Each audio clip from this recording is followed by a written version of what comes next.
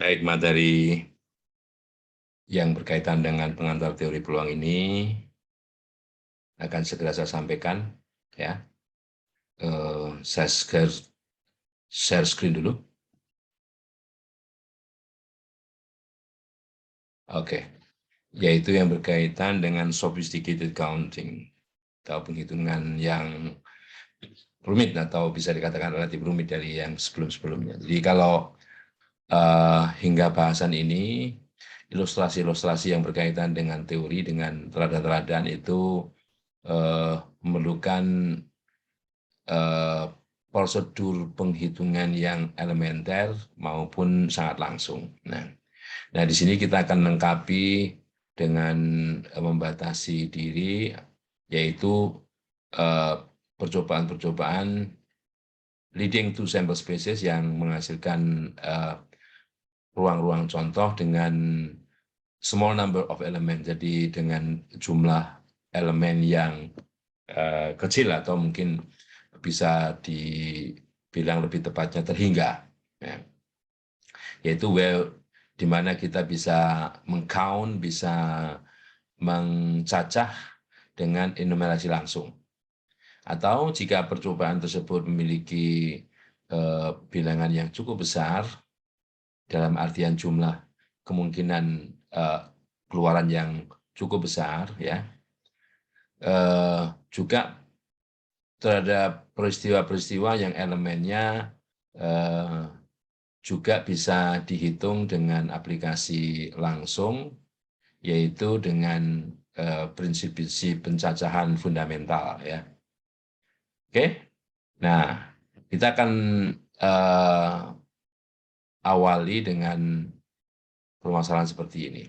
Jadi kita punya suatu gugus atau himpunan yang tidak nol anggotanya. Jadi ada anggotanya, a non-empty set, ya, dengan anggota atau elemen yang bisa dibedakan dan jumlahnya sebanyak n. Jadi A dengan elemen n. Elemen tersebut distinct, bisa dibedakan satu dengan yang lain. Permasalahan pertama, jadi kalau kita punya bilangan positif, ya, sebarang bilangan positif bulat positif R tersebut lebih kecil atau sama dengan N. Misalnya, dapatkan banyaknya R tuple objek di mana elemen-elemen A itu dapat dibedakan.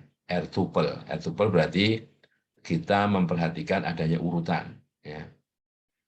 Jadi setiap urutan dari apa yang disebutkan di R tuple tersebut itu berarti sebuah pengurutan tertata. Pengurutan tertata atau yang disebut dengan permutasi. Permutasi dari R objek yang diambil dari N elemen dari A tersebut, ya. Nah, jadi itulah yang disebut dengan permutasi dan dinotasikan dengan P. P itu permutasi NR. Nah, dari sebanyak N diambil R, atau R diambil dari sebanyak N. Jadi bacanya begitu, permutasi. Oke. Permasalahan kedua, hal yang sama, jadi sebarang bilangan bulat yang tidak negatif, bulat tidak negatif, kalau di sini positif ya, di sini tidak negatif, ya.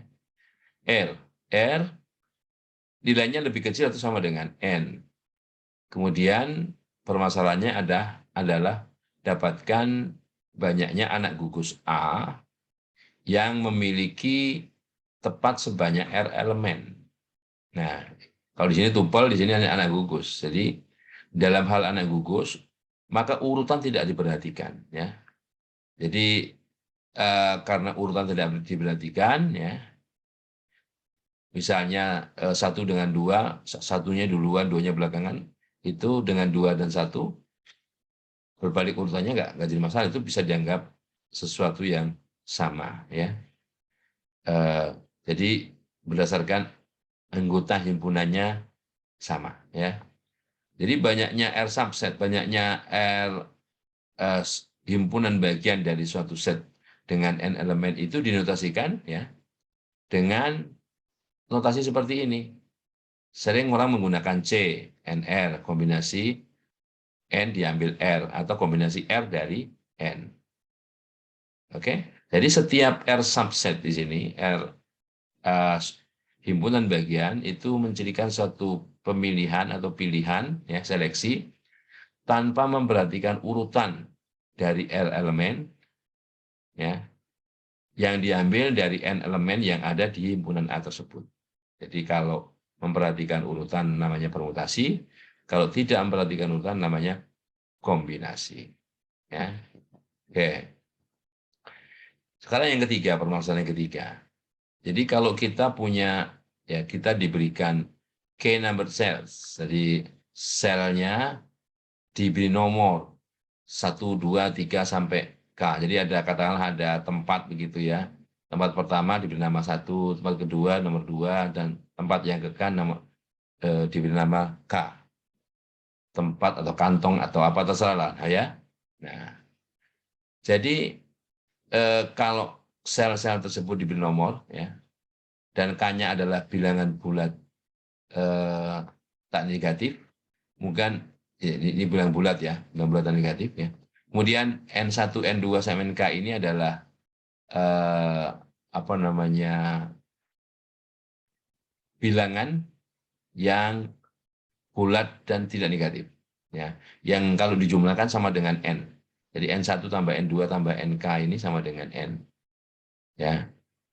Ini untuk K lebih besar atau sama dengan 1 ya. K lebih besar atau sama dengan 1. Seandainya posisi seperti itu, misalnya dapatkan banyaknya cara untuk menempatkan N elemen tersebut, N elemen dari A, ini kalau N elemen dari A, ke dalam sel-sel yang jumlahnya K tersebut, ya, sehingga N1 elemen itu berada di sel 1, N2 elemen di sel 2, dan seterusnya sampai Nk elemen di sel yang ke K. Ya. Maka banyaknya cara penempatan tersebut adalah, nah ini.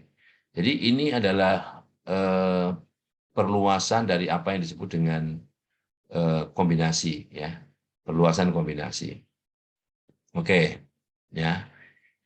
Jadi oke, ini contoh sederhana mungkin bisa membantu mengklarifikasi ketiga permasalahan di atas ya. Andai kan begini, teladan pertama itu himpunan A, elemennya A, B, C, D, E kecil ya, A kecil, B, C, D, E kecil ya. Jadi elemennya 5. Kita ingin membuat sebuah pasangan berurut yang terdiri dari 2. Nah, yaitu dengan memilih 2 elemen dari A, kemudian kita perhatikan urutannya.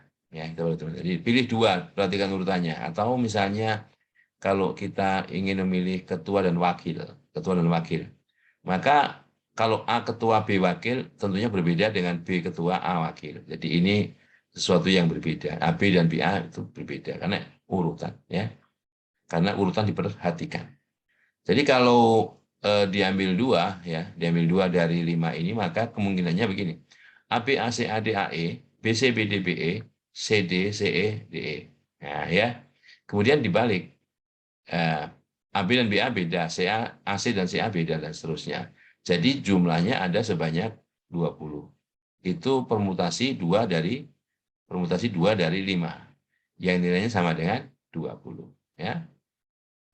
Nah, berbeda dengan kalau misalnya yang dipilih itu adalah misalnya begini, dari 5 orang, dipilih 2 orang untuk mendapatkan misalnya kesempatan untuk nonton gitu. Ya. Jadi dua orang kesempatan tersebut, ya, misalnya bagi tiket gratis 2 gitu. Maka kalau yang terpilih A dan B atau B dengan A ini sama. Jadi kalau begitu ini kombinasi. Jadi tanpa memperhatikan urutan, ya. Jadi bukan hadiah ke 1 ke 2 ya, tapi ada 2 tiket. Ada 2 tiket yang kalau tiket itu tidak memperhatikan, misalnya tidak memberikan urutan gitu ya.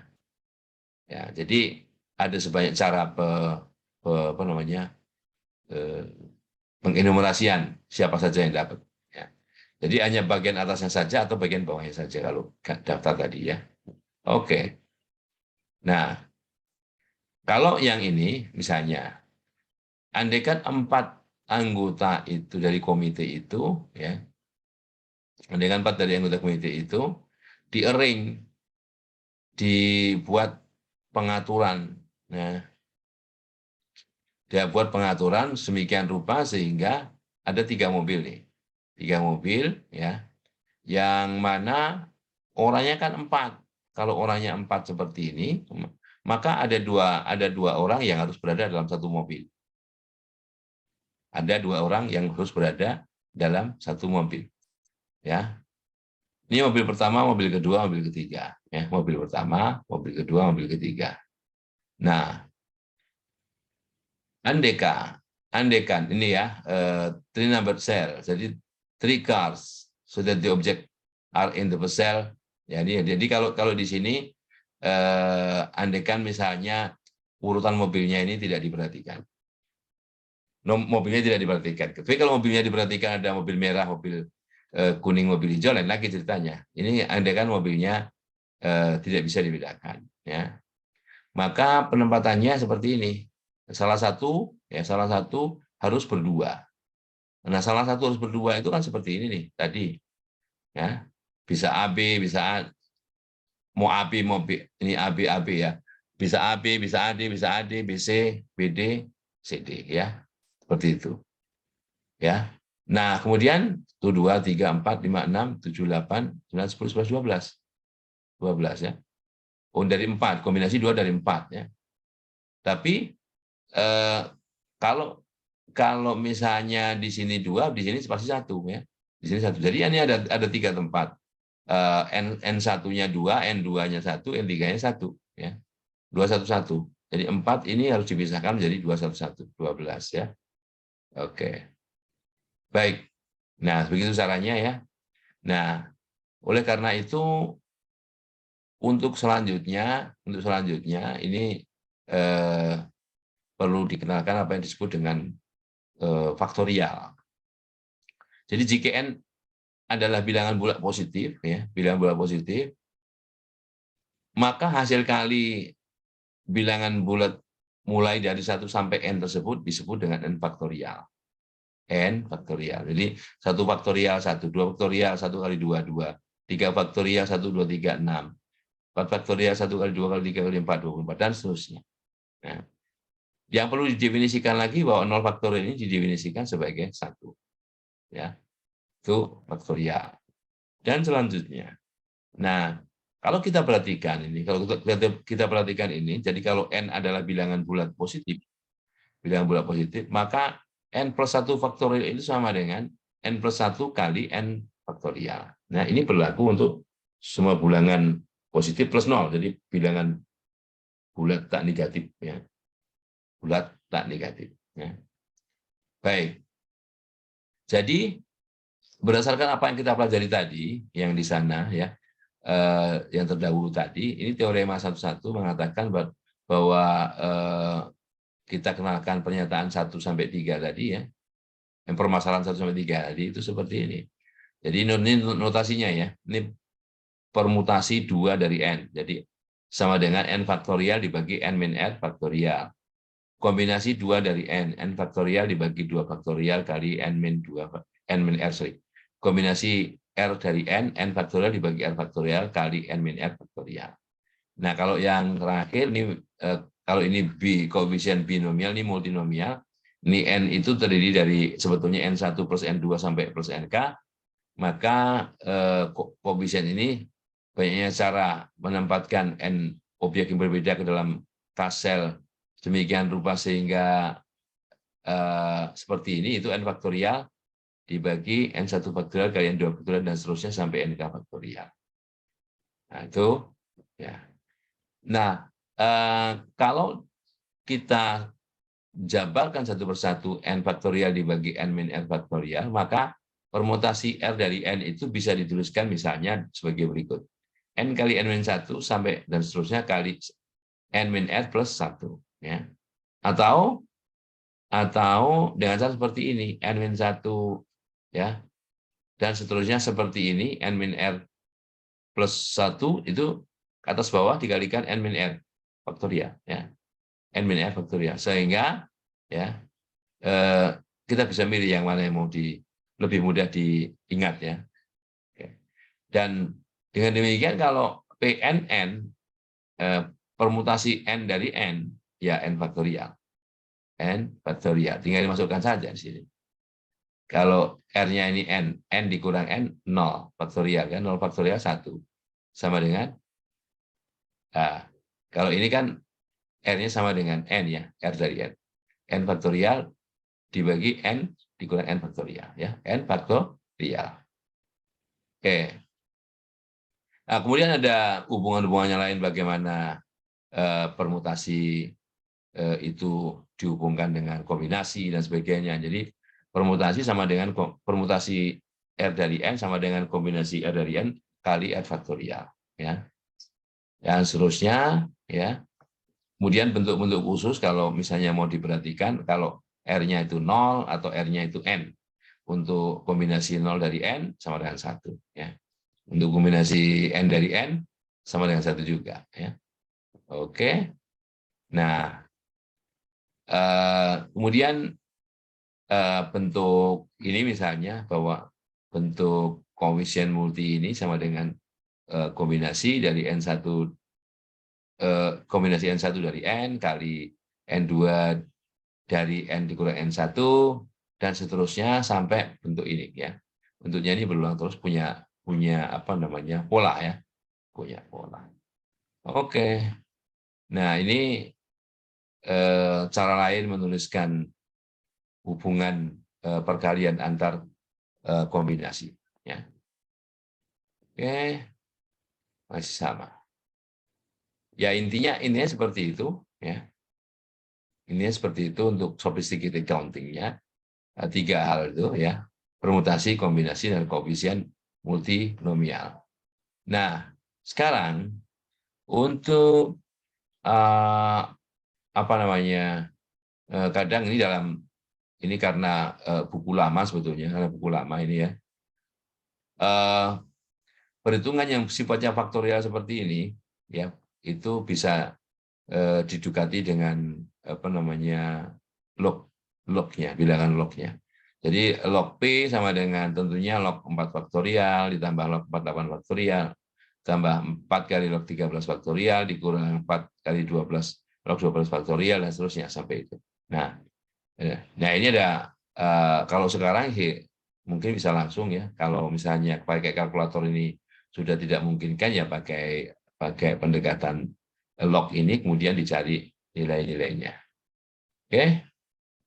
Ya, ini tabel logaritma ya, tabel log n faktorial. Jadi ada tabelnya ini. Ya. Untuk mempermudah ya. Untuk mempermudah. Baik. Oke. Nah, ini masih yang ada berkaitannya dengan apa namanya? Sophisticated counting ya. Jadi mereka hanya menampilkan, merumuskan hanya 3 yang perlu diperhatikan, yaitu kalau terjadi pengurutan atau tuple itu pakai permutasi, kalau tidak pakai kombinasi, atau penjabaran lebih dari itu apa namanya perluasan pengembangan dari koefisien kombinasi, koefisien binomial adalah koefisien multinomial. Baik. Nanti bisa latihannya dari permasalahan ini bisa dicoba sendiri ya di bukunya Samuel Goldberg ya. Dan kita lihat sekarang permasalahan berikutnya adalah koefisien binomial ya, koefisien binomial. Jadi khusus kita ambil kombinasi R dari N. Kombinasi R dari N. Nah, koefisien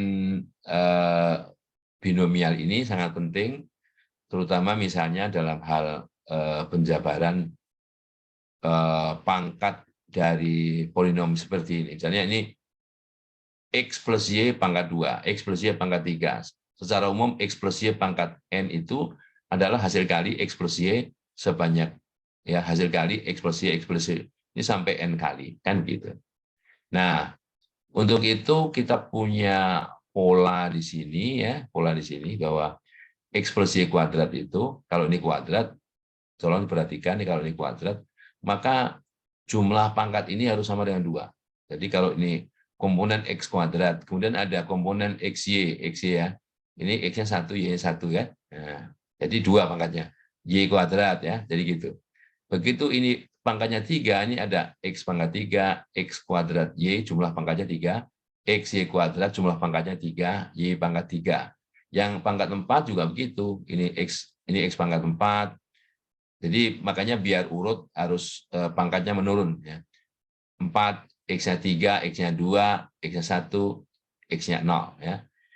Di sini Y-nya 0, Y-nya 1, Y-nya 2, Y-nya 3, Y-nya 4. Jadi jumlah pangkat dari kedua suku tadi harus sama dengan pangkat di sini.